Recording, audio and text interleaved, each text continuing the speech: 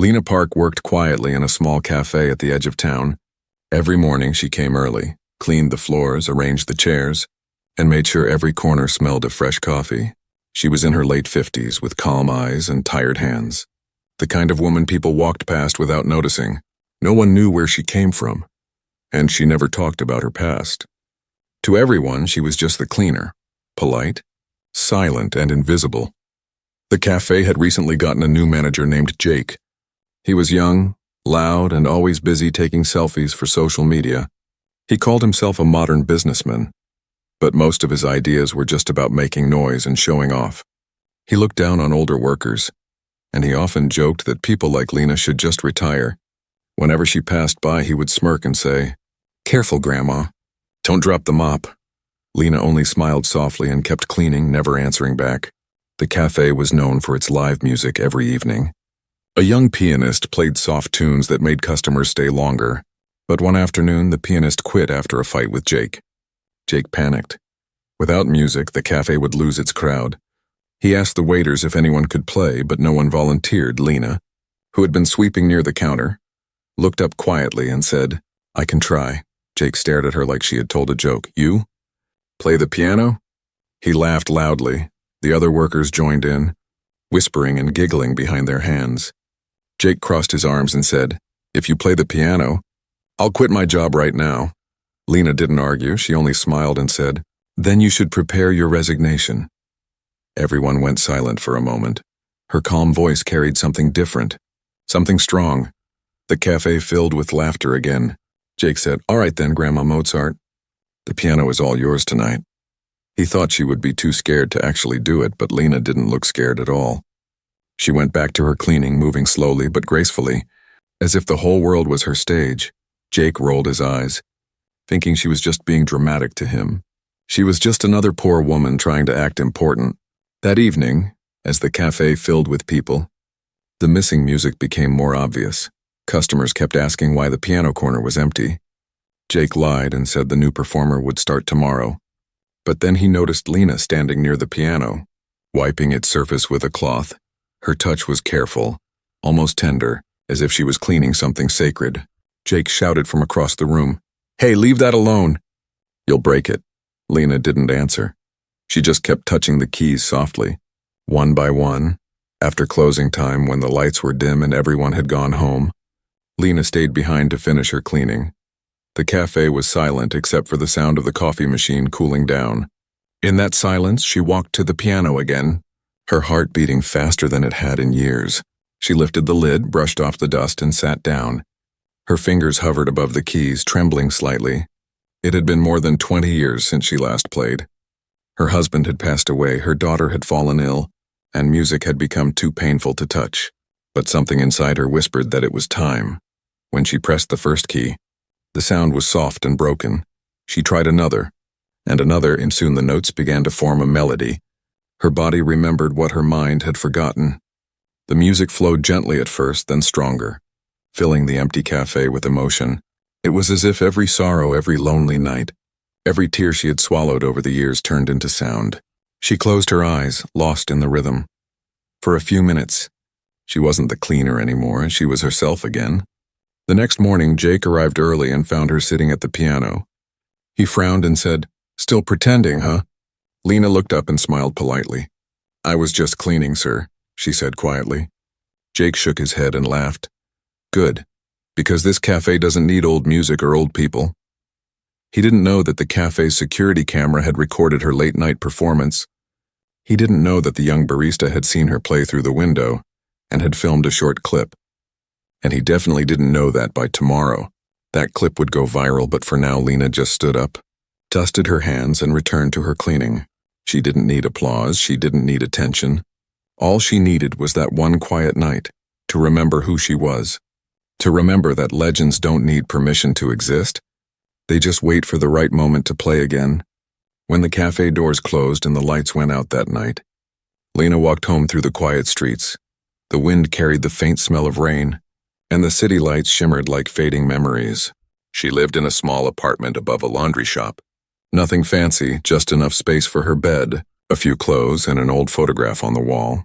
In that picture, a younger Lena stood on a stage, smiling beside a grand piano, her husband beside her holding flowers. It had been taken on the night of her biggest concert, the night the world called her a genius. She sat on her bed and took the photo down, brushing her fingers over the edges. "Do you remember that night?" she whispered softly. Her husband's smile in the photo looked as alive as ever, and she smiled back through tears. It was strange how the world could change so quickly back then. She was Lena Park, the child prodigy who performed in Seoul, Paris, and Vienna. Critics called her the soul in silence because her music could make even the coldest heart feel. But fame was fragile, and life was not kind. One winter morning, while rehearsing for her European tour, Lena got a call from the hospital. Her husband had been in a car accident. He didn't survive. The world that once applauded her fell silent. She stopped playing overnight, unable to bear the sound of the piano without him sitting in the audience. Soon after, her daughter grew ill, and Lena sold everything, her instruments, her jewelry, even her concert gowns, and to pay the bills. When the hospital couldn't do more, she held her daughter's hand one last time and whispered, "Sleep well, my little Melody." And just like that, the music in Lena's heart stopped. Years passed like whispers in the wind. She moved to another town, took odd jobs, and avoided anything that reminded her of the stage. No one recognized her anymore, and she liked it that way. She found work as a cleaner at the cafe, where she could still be near music without being part of it. Every night she wiped the piano gently, pretending she was just doing her job, but deep down, each touch awoke something. Memories she had buried but never forgotten. The night she played again had felt like touching fire and water at the same time. Her hands had moved by instinct, every note flowing like breath. It wasn't perfect, she made small mistakes, but there was truth in it. For the first time in decades, she didn't play for fame or applause. She played for her husband, her daughter, and the small part of herself that refused to die. The next morning, when Lena arrived at work, something felt different. The young barista, Mia, kept glancing at her phone and smiling strangely. Jake, the manager, looked nervous. Constantly checking his messages, customers whispered to each other, showing something on their screens. Lena didn't know it yet. But Mia's short clip, the one she recorded secretly from outside, had exploded overnight. The video was only 30 seconds long. It showed Lena's wrinkled hands dancing over the keys, the music echoing through the empty cafe. In the background, Mia's voice could be heard saying softly, "Who is she? She's incredible." By morning, it had over 1 million views. People were calling her the mystery pianist grandma, and some even claimed she reminded them of a famous pianist from the past, Lena Park. But no one could believe it was really her. Jake rushed to the counter, sweating as a local news reporter walked in. "Excuse me," the reporter said. "We're looking for the pianist from this video. Is she here?" Jake froze, then quickly forced a smile. Yes. That's one of our performers," he lied. "I discovered her myself." Mia frowned but said nothing. She watched as Lena entered the cafe quietly. Still carrying her cleaning bucket, Jake immediately barked, "Lena, don't just stand there, go clean the tables." The reporter blinked in confusion. "Wait, that's her?" Jake laughed nervously. "Oh, no, she just cleans around here." Lena looked up. Confused as cameras began to flash, reporters asked her if she was the one playing the piano in the video. She didn't understand at first. She had no idea what had gone viral. When Mia showed her the clip on her phone, Lena's eyes widened. She saw herself playing in the dim light, her music filling the empty room, and tears welled in her eyes. "It was you, wasn't it?" Mia asked softly. Lena nodded slowly, whispering, "Yes, but it wasn't supposed to be seen." Jake saw the attention growing and stepped in quickly. "All right, everyone, she'll perform again tonight in our special event," he announced proudly.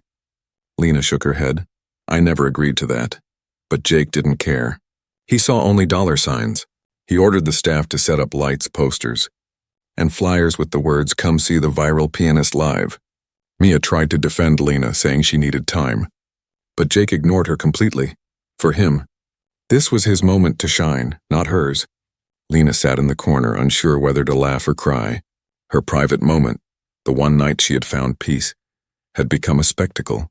But when she looked at Mia's phone again and read the comments, her heart softened. People were writing things like, "This music healed my depression, and I wish my grandmother could see this." For the first time in years, she felt that her pain had given something beautiful to others. She closed her eyes and whispered, "Maybe. This is what I was meant to do." That night, as the cafe lights glowed brighter than ever before, crowds gathered outside waiting for the mystery pianist. Jake stood at the door, shaking hands with reporters, pretending he had planned it all. Inside, Lena sat quietly at the piano again, her reflection shining on the polished surface. She took a deep breath and whispered to herself, "Once more, for them." And as she placed her fingers on the keys, the world outside waited, unaware that they were about to witness the rebirth of a legend. The cafe had never seen such a crowd before. By sunset, every chair was taken. People stood shoulder to shoulder, their phones ready to record. Jake ran around nervously, pretending to be in control, but his hands trembled with excitement. He imagined news interviews, sponsorships, maybe even a promotion. To him, this was his event, his discovery, his ticket to fame. But to Lena, it was something very different. She sat quietly near the piano, her hands folded in her lap. The noise around her felt distant, like echoes from another world. Reporters whispered, customers leaned forward, waiting to see the viral grandma, the young barista. Mia brought her a glass of water and whispered, "You don't have to do this if you don't want to." Lena smiled softly. "It's all right, dear. I played for silence once. I can play for noise too." Her eyes carried no fear, only calm acceptance, like someone who had already faced life's loudest storms. When Jake turned off the cafe lights and left only the soft spotlight over the piano, the crowd hushed. The sound of cups and whispers faded, replaced by a deep, curious silence. Lena stood slowly and walked toward the instrument. Her steps were gentle, but every movement carried weight. To her, this wasn't a performance, and it was a conversation with her past. As she sat down, the air itself seemed to hold its breath. Her hands hovered above the keys for a long moment, trembling slightly. Then she pressed one note, soft, clear, like the sound of memory awakening. Another followed, then another. Soon the melody formed. Fragile yet full of heart, the crowd leaned closer, realizing this was not just music. It was storytelling through sound. The tune began as a whisper, simple and pure, but with every passing second it grew deeper, fuller, until it felt like the cafe itself was breathing with her. Outside, people stopped on the street, drawn by the sound drifting through the glass walls. A mother lifted her child to see. An old man closed his eyes and smiled. Even passing drivers slowed down, curious about where that sound was coming from. It wasn't perfect music. Some notes cracked, others slowed, but it was real. It spoke of love, loss, time, and healing, the kind of music that makes people feel something they didn't know they'd lost. Jake stood frozen behind the counter, his fake smile gone for the first time. He looked at Lena and saw more than just an old cleaner. He saw a woman who commanded silence without trying. He saw the truth in her, something he could never fake or buy. Mia stood nearby, tears rolling down her cheeks, whispering, "She's playing her soul." As the piece reached its middle, Lena's tempo changed. The melody turned haunting. It trembled like a heartbeat caught between pain and beauty. Memories flashed before her eyes, her husband's laughter, her daughter's face, the funeral flowers, the empty house. Her fingers shook, but she didn't stop. Instead, she turned the sorrow into power. Each chord sounded like forgiveness, each pause like a prayer. It was not just a comeback, it was a resurrection. And then something magical happened. The power went out, plunging the cafe into darkness. For a moment the crowd gasped, but Lena kept playing, unfazed. The only light came from the moon outside the window and the glow of dozens of phones lifted high. The piano became a heartbeat in the dark, soft, unstoppable, timeless. Her music floated through the night like a lullaby for every broken dream. When the final note faded, the silence that followed was sacred. No one clapped, not yet. They just sat still, trying to breathe again. Then one by one, people began to rise to their feet, applause building like thunder. Mia rushed forward, hugging Lena tightly. Jake tried to walk onto the stage, smiling proudly, but the crowd wasn't looking at him anymore. They were looking at her, the woman who had reminded them that beauty could come from pain. Tears welled up in Lena's eyes as she stood to bow, but instead of bowing, she simply whispered, "Thank you for listening." Her voice trembled, not from fear but from gratitude. She never imagined she'd be heard again, never imagined strangers would cry for her story without knowing her name. The videos from that night spread even faster than before. Clips of her playing in the dark under moonlight filled social media feeds. Comments poured in. This woman plays like she's been through everything. You can feel every note in your chest. Who is she? She needs to be on a world stage. News channels replayed her performance, calling her the soul pianist. The next morning, Lena woke up to find reporters outside the cafe. Camera crews, journalists, and fans waited with flowers. Jake, now nervous and greedy, called her his artist and started arranging interviews. But Lena refused to speak to most of them. When asked how she learned to play, she only said, "By losing everything." Her words went viral too, short, sad, and true. Meanwhile, far away, an old music teacher saw her face on TV and whispered, "Lena Park? It can't be." He called an old friend, a journalist from Souls, and said, "She's alive. The prodigy is alive." Within hours, her story spread across continents. People remembered her concerts, her talent, her mysterious disappearance. They found old posters, old records, old interviews, everything matched. The woman the world had forgotten had returned. Not on a grand stage, but in a small cafe that evening. When Lena returned to work, she found a letter waiting for her on the counter. It was handwritten in elegant ink and sealed with a golden crest. Inside were just a few words. "Miss Park, the world still remembers. Would you honor us with one last concert?" She stared at the letter, her hands trembling again. Not from fear this time, but from realization. The music she thought had died was alive, and it was calling her home the next morning. The cafe looked nothing like it used to. Reporters crowded the entrance, cameras flashed, and a line of curious customers stretched all the way down the block. The smell of fresh pastries mixed with the electric buzz of excitement. Everyone wanted to see her. The woman who had played in the dark and made the world cry. Lena arrived quietly through the back door, still wearing her plain sweater and old shoes. She wasn't used to attention anymore, and fame felt like an old ghost suddenly knocking again. Jake, the manager, was already there, pacing nervously with a fake smile plastered across his face. When he saw Lena, he rushed to her side, waving his hands dramatically. "Lena, my star, you won't believe this, and we've been on every news channel. Everyone wants an interview." She looked at him calmly, her expression unreadable. "I am no star, Jake," she said softly. "I just played the piano." Jake laughed nervously. "Oh, come on, that's humility talking. You're trending everywhere. We need to use this moment." He started pointing at posters he had printed overnight. Large photos of Lena at the piano with bold letters. "Live tonight. The legend returns." Mia, the barista, frowned when she saw them. "Jake, you didn't even ask her permission," she said. Jake waved her off. "Relax, kid. This is how business works. She should be thanking me. I made her famous again."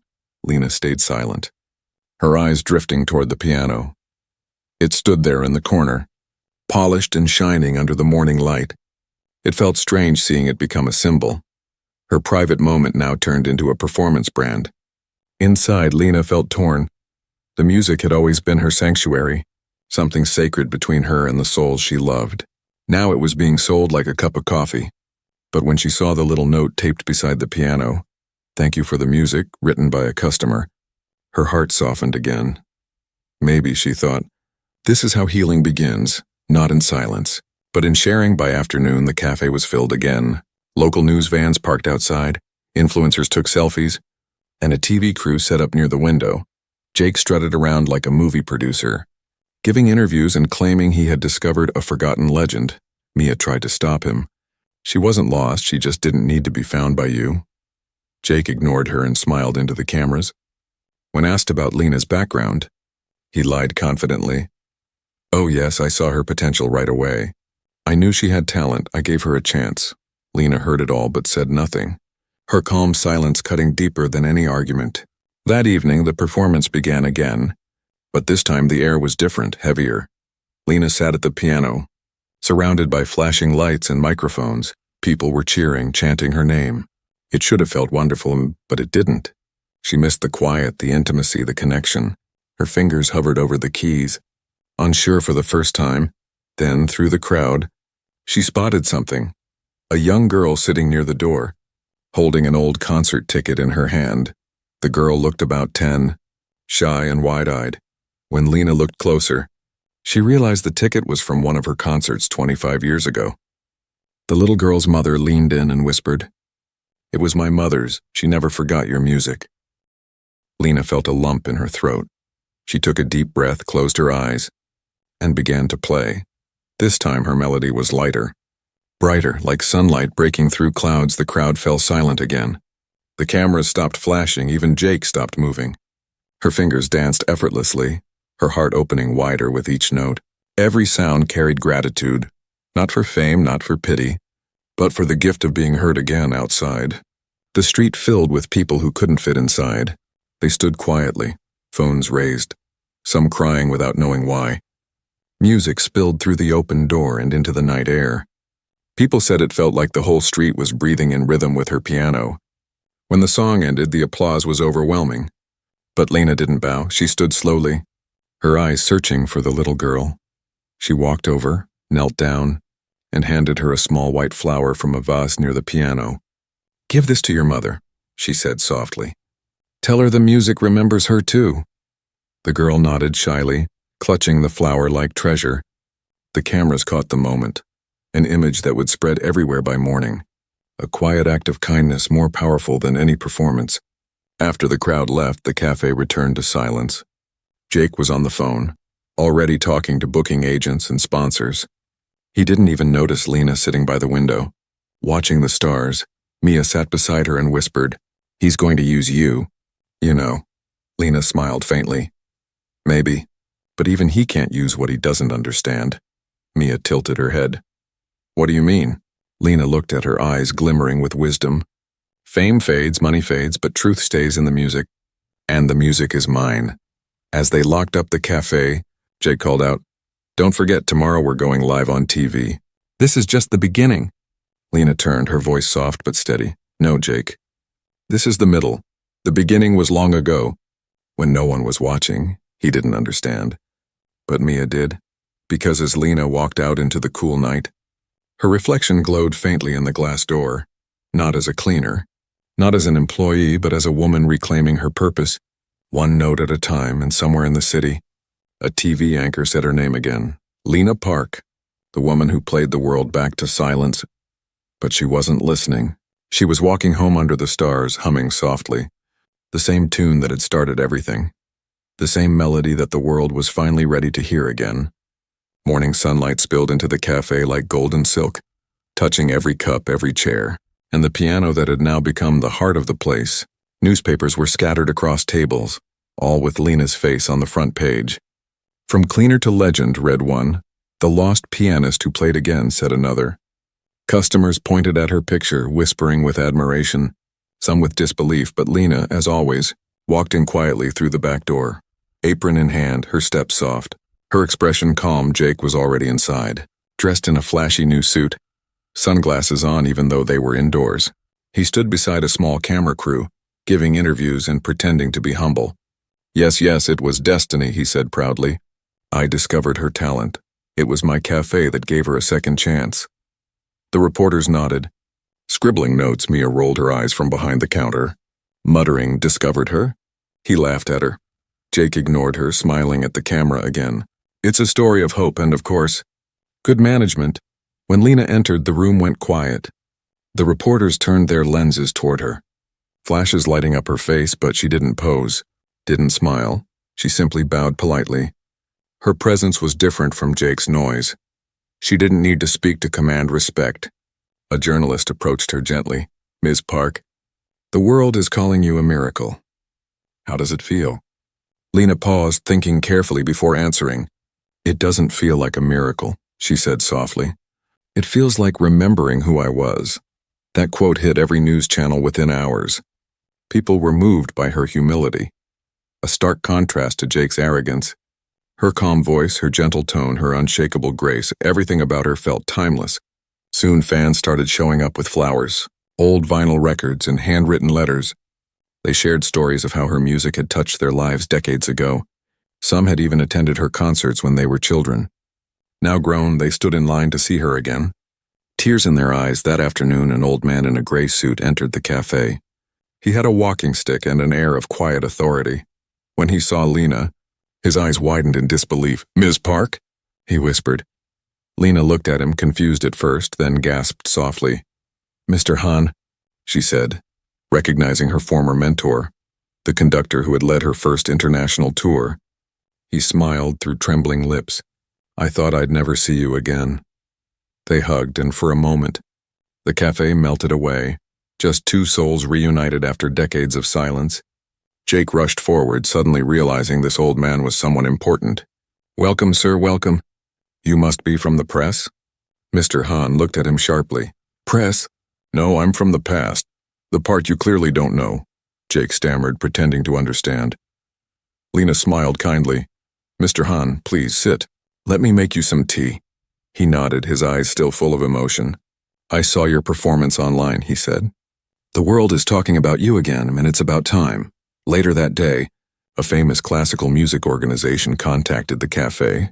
They wanted to invite Lena to perform at the Seoul Philharmonic Hall. It was the same stage where she had once played as a young prodigy before her world fell apart. Jake jumped at the chance, insisting on being her manager.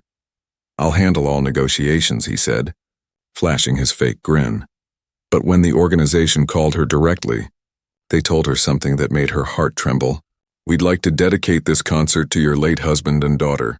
She covered her mouth, tears spilling instantly. For the first time in years, she felt that her pain had finally found a purpose. That night the cafe closed early. Mia and Lena sat together near the piano, the glow from the streetlights painting golden halos across the floor. You're really going back? Mia asked softly. Lena nodded. Yes. I think it's time, Mia smiled. I'm happy for you. But promise me something. Don't let Jake use you anymore. Lena chuckled gently. He can use my name, but not my heart. Then she placed her hands on the piano and began playing a soft tune, one she hadn't touched in years. It was her daughter's lullaby. Mia listened, tears streaming silently as the melody filled the empty cafe. The next morning, Jake arrived with a brand new banner, exclusive partnership, Lena Park's management team. He had business cards printed with his name beside hers. He strutted around, giving orders like a celebrity agent. But by noon the cafe's phone rang. It was the Philharmonic director, asking to speak directly with Lena. Jake grabbed the phone before she could. Yes, this is her manager. Jake Brown. I handle all her affairs. But the director interrupted. Actually, we've already spoken to Ms. Park herself. We won't need your services. Jake froze. His face turning pale, Lena walked up beside him, gently taking the phone. Thank you, she said warmly. I'll be there. Then she turned to Jake and added kindly, You can rest now, manager. You've done enough. Jake tried to argue. Lena, wait, we can make millions. You can't just, she smiled, cutting him off.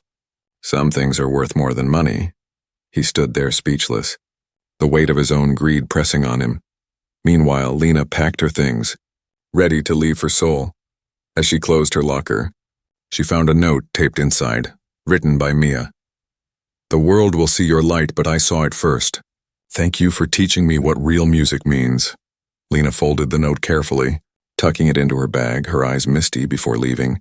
She touched the piano one last time. Her reflection shimmered on its polished surface, older, wiser, and finally at peace. I'll come back, she whispered, but not as a cleaner, as who I truly am. When she stepped outside, the crowd waiting on the street burst into applause. Cameras flashed, fans cheered, but Lena didn't wave, didn't perform. She simply smiled and walked through them, her past and future finally meeting in that quiet, graceful walk. And as the cafe doors closed behind her, Mia whispered to herself, she didn't just play music, she played life. The piano stood still under the golden morning light, waiting, because legends never really leave and they just move to a bigger stage. The train sped through the countryside, its rhythm matching the quiet beat of Lena's heart. Fields of gold and green flashed past the window, but her mind wasn't in the present. It was floating between two worlds, the one she had lost long ago, and the one waiting ahead. In her lap rested a worn sheet of music, folded so many times that the edges had become soft. It was the last piece her husband had helped her write. Unfinished and untitled, she had carried it for years without ever playing it. Now for the first time she felt ready to complete it. As the train pulled into Seoul Station, cameras were already waiting, reporters had gathered, holding microphones and shouting questions. Ms. Park? How does it feel to return to the stage after 20 years? Are you nervous to perform again? She smiled politely but said nothing. There were no words big enough for what she felt. Only music could explain it. At the same time, back at the cafe, Jake sat alone in his office. The same tables that once overflowed with customers now sat empty. Without Lena, the magic had vanished. The cafe's fame had burned out as quickly as it came. Online reviews said, "It's just another coffee shop now." Jake scrolled through social media.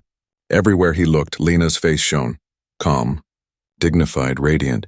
Every article praised her kindness, her humility, her grace, and not one of them mentioned him. He threw his phone down in anger, but deep inside, guilt was starting to whisper. Meanwhile, Lena checked into a quiet hotel near the Seoul Philharmonic Hall. Inside her room stood a grand piano, black, polished, elegant. The sight of it made her heart skip a beat. She sat down slowly, her fingers tracing the cool ivory keys. She pressed one, and the soft echo filled the empty room. That single sound felt like an old friend saying, "Welcome back." She took a deep breath and began to play. Not for the audience, not for fame, but for her family. Wherever they were, that night she received a message from an unknown number. The screen lit up with just 3 words. "I'm sorry, Lena." It was from Jake. He wrote again, "I shouldn't have used you. You were right. I was chasing noise, not music." For a long time she stared at the message. Then she typed back slowly, "We all make mistakes. Learn from yours. I already forgave you." She put the phone aside and smiled softly. Forgiveness. It was the only music her heart still needed to play. The day of the concert arrived. The sky above Seoul was painted gold, as if the sun itself was celebrating her return. Inside the Philharmonic Hall, the seats filled quickly. Musicians, journalists, old fans, students, and people who had only just discovered her backstage. Lena sat in silence, dressed in a simple black gown, no jewelry, no glamour. Her only accessory was a small white hairpin, the one her daughter had once made out of paper. She pinned it gently into her hair and whispered, "Play with me tonight, my love." The conductor walked in, Mr. Han, now older but still dignified. He placed a hand on her shoulder. "Are you ready, Lena?" She smiled faintly. "I was born ready, I just forgot for a while." When the stage lights dimmed and her name was announced, a wave of applause rose like thunder. She stepped onto the stage, the sound hitting her like a warm embrace. The same hall that had once watched her fall was now waiting to see her rise. As she sat before the piano, the lights narrowed to a single beam. She placed her hands on the keys, closed her eyes, and began. The first note rang out, gentle, delicate yet commanding. Every chord told a story. Every pause carried a memory. It was not perfection she sought, it was truth. The hall went completely silent, not even a cough or shuffle. People forgot they were watching a performance. They were witnessing healing. The music rose higher, brighter, fuller, her husband's melody in one hand, her daughter's lullaby in the other. She was no longer playing for them. She was playing with them. Halfway through the piece, something extraordinary happened. She reached for the final section, the part her husband had never finished. And instead of playing the written notes, she began to improvise. The orchestra followed her lead instinctively. Her hands moved faster, freer, tears streaming down her face as the music built into a storm of light and sound. It was as if her soul had been waiting decades to scream. And now, it did so beautifully when the last note finally fell into silence. The audience remained frozen. Then, as if one heartbeat broke, everyone stood and applauded, shouting her name. "Lena! Lena! Lena!" She stood and bowed deeply, her tears glistening in the stage lights. It wasn't just applause, it was redemption. Mr. Han hugged her tightly, whispering, "You've done it." "My dear," she shook her head gently. "No. We did, and all of us." Cameras flashed. The crowd cheered louder, but Lena didn't care about any of it. In that moment, she looked upward, whispering, "For you both, always." Later that evening, as she walked outside the hall, she found Jake waiting by the gate. He looked tired, humbled, almost shy. "Lena," he said quietly, "I came to see you play." She smiled. "Then you saw what real music means." He nodded, his voice cracking. "I did. And I understand now. Thank you for forgiving me." Lena placed a gentle hand on his shoulder. "Jake, don't thank me. Thank the silence. It teaches more than applause ever could, he bowed his head, tears welling in his eyes for the first time. He didn't see her as an employee or an opportunity. He saw her as what she truly was, a woman who turned pain into melody. That night, Lena walked back to her hotel alone. The streets were quiet, and the city lights shimmered like stars fallen to the earth. She felt no exhaustion, only peace, because after all the years of loss, struggle, and humiliation, she had finally played her truth, and the world had listened. The legend wasn't reborn that night. It had simply remembered itself. The city lights of Seoul glimmered like rivers of gold as Lena stood on the hotel balcony. The echoes of the concert still hummed in her chest, soft and powerful, like the aftertaste of a beautiful dream. The applause had faded, the cameras were gone, but her heart, for the first time in decades, felt light. Below her, traffic flowed like music, 1,000 lives moving to rhythms she no longer feared. She had spent so many years running from her past, only to discover that it had been quietly waiting for her return. The woman who once cleaned coffee stains now stood reborn, not as the legend the world saw, but as the musician she had always been. The next morning, her phone buzzed nonstop. Messages flooded in, old friends, students, journalists, strangers from across the world. Everyone wanted to thank her, interview her, or collaborate. One message, though, made her pause. It was from a man named Director Kim, head of the Seoul Philharmonic Foundation. He wrote, "Ms. Park, after last night's miracle, the world deserves to see you again. Would you consider performing at the Global Harmony Festival next month in Vienna?" Lena stared at the message for a long time. Vienna, the very city where her career had once ended. The thought made her chest tighten, but also deep inside something whispered, "Go back." Later that day, Mr. Han visited her at the hotel with flowers and an old scrapbook. He had collected newspaper clippings, photos and reviews from her early career. "You were always destined for greatness, Lena," he said, smiling proudly. She shook her head gently. "Destiny is a funny thing, Mr. Han. It waited until I had nothing left to give, then asked me to start over." He chuckled softly. "Sometimes music waits for the right version of us to play it." They spent hours reminiscing, laughing over old memories. Then Lena's phone buzzed again, another name she hadn't expected. It was Mia, the young barista from the cafe. She had sent a short video message. In it, the cafe was nearly empty, but she sat at the piano, playing the same melody Lena once played on that first night. Her touch was soft but full of feeling. At the end of the clip, Mia smiled and said, "The cafe feels empty without you, but your music stayed. I'm learning, just like you taught me." Lena's eyes glistened as she replayed the video again and again. It was the most precious gift she could have received, a sign that her legacy had already begun. That evening, she agreed to the Vienna invitation. It wasn't about fame or redemption anymore. It was about closure. She wanted to walk back into the same hall that had once broken her and show that the music never truly died. When the news broke that Lena Park would perform in Vienna after 25 years, the internet exploded again. Old fans booked tickets from around the world. The concert sold out in less than a day. Hashtags like Tashi Lena Returns and The Phoenix Pianist flooded social media. As the weeks passed, Lena practiced tirelessly. Her fingers, though older, had regained strength. Every note now carried wisdom, not perfection. She refused sponsorships, fancy gowns, and scripted interviews. She wanted the night to be simple, honest, and real. Meanwhile, Jake, the former manager, had quietly left town. Ashamed but changed, he started volunteering at a local music school, teaching underprivileged kids. Sometimes when the lessons ended, he would sit alone at the piano and play the melody Lena had taught the world. He smiled through the sadness, whispering, "She made me listen again." Finally, the night arrived. The Vienna Symphony Hall stood tall and magnificent, the same marble pillars, the same chandeliers, everything as she remembered it. Except this time, the weight in her heart was gone.